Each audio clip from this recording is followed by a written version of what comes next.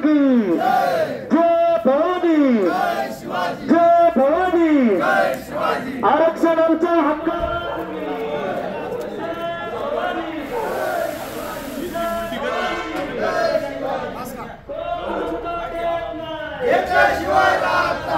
छत्रपती शिवाजी महाराज की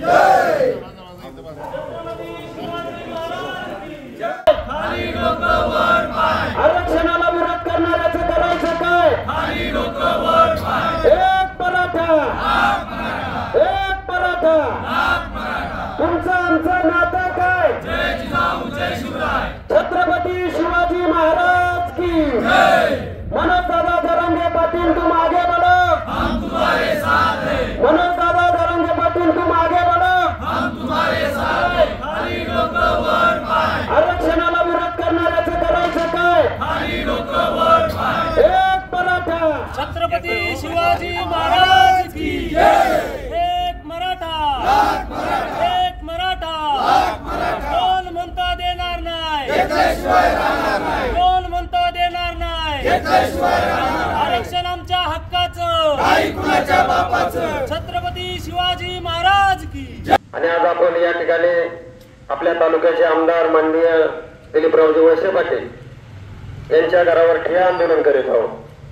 खंत एवढीच वाटली का या ठिकाणी सर्व मराठा समाज बांधव उपस्थित होते अगोदर काय, तर आमच्या सामील झाले असते तर आम्हाला आनंद वाटला असता। आणखी तुम्ही थोडे इथं बंगल्याची सिक्युरिटी म्हणून थांबले असाल, परंतु आम्हाला आनंद वाटला असता का आमच्यात बी सामील होऊन साहेबांच्या बंगल्यावर आले असते तुम्ही।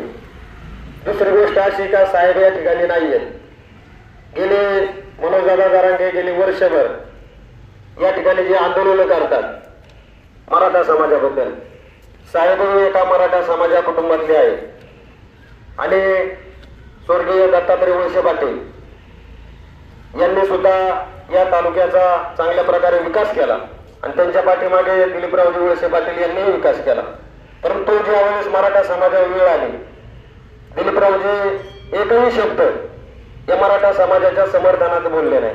मी कालही बोललो का छगन भुजबळ सारखा माणूस त्यांच्या समाजाची बाजू घेऊन बोलतोय, नारायण राणे कुठेतरी काहीतरी बेताल वक्तव्य करतोय, पडळकर करतोय, परंतु आपला एकही मराठा आमदार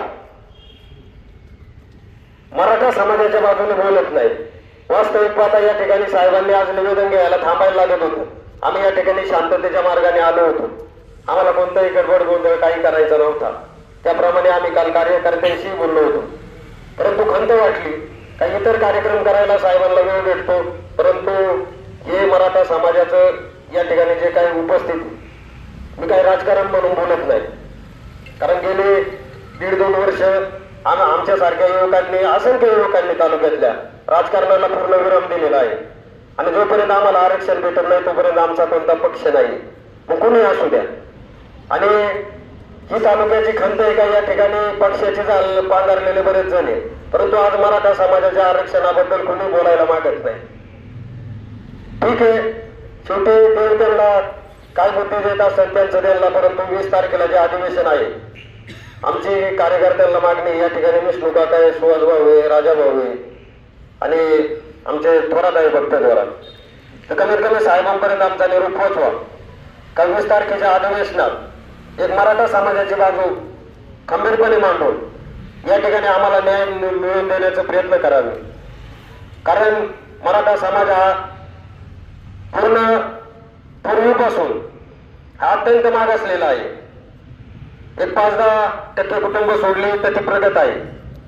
बाकीच्या मराठा समाजाचे किती हाल आहे, शिक्षणाचे किती हाल आहे, पैसा नाही काही नाही, आणि इतर पार्श्वभूमी असताना जर मराठा आरक्षण भेटत नसेल आणि सरकार या मनोजदादा जरांगे पाटलांना हलक्यात घेते, परंतु हलक्यात घेऊ नका, कारण हलक्यात जर घेतलं उद्या त्यांच्या काही तब्येतीला कमी जास्त झालं तर कोणीही शांत बसणार नाही।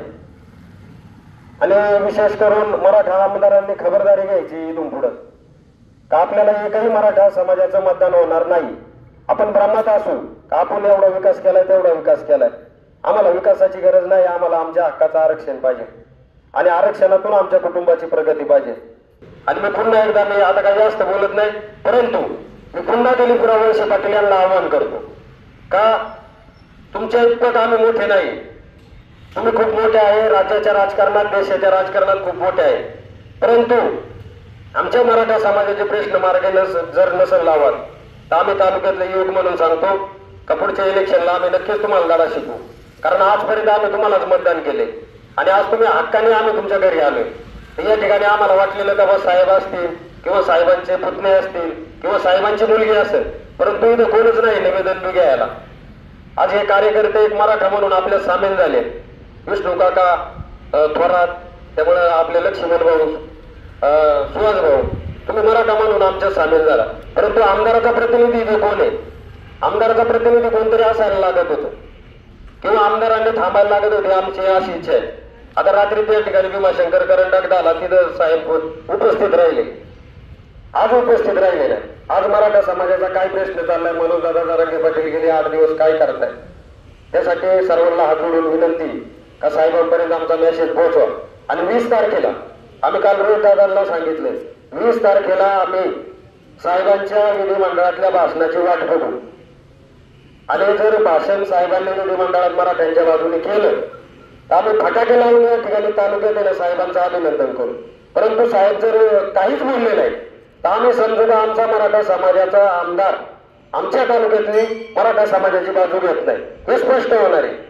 त्यासाठी साहेबांपर्यंत मेसेज द्यावा तुम्ही का साहेबांनी कठोर भूमिका घ्यावी विधिमंडळामध्ये, का मराठ्यांना आरक्षण भेटलं पाहिजे आणि जो सगळ्या सोयऱ्याचा मुद्दा आहे हा बी क्लिअर झाला पाहिजे. अन्यथा जो मराठ्यांचा उद्रेक होईल, महाराष्ट्रातल्या सर्व मराठा आमदारांना याला सामोरे जावं लागेल. आता उद्या शिवजयंती, एकाही आमदाराला जुन्नर तालुक्याचं ठरलंय ना आंबेगाव तालुक्याचं खेड तालुक्याचं बी ठरलंय, गनिमी कावा करून तिथे जाणार, परंतु एकही मंत्र्याचं हेलिकॉप्टर तिथे उतरून देणार नाही आम्ही. मग स्थानिक आमदार असतील, खासदार असतील, मंत्री असतील, पुणे मुख्यमंत्री असतील, नक्कीच तिथे काहीतरी उद्रेक होईल याची सर्वांनी नोंद घ्यावी. आणि काय काय केसेस व्हायच्यात, काय व्हायच्यात, असं आम्हाला आरक्षणामुळे नोकऱ्या नाही, काय नाही, आम्ही असे उपकरणांमध्ये जमायचे.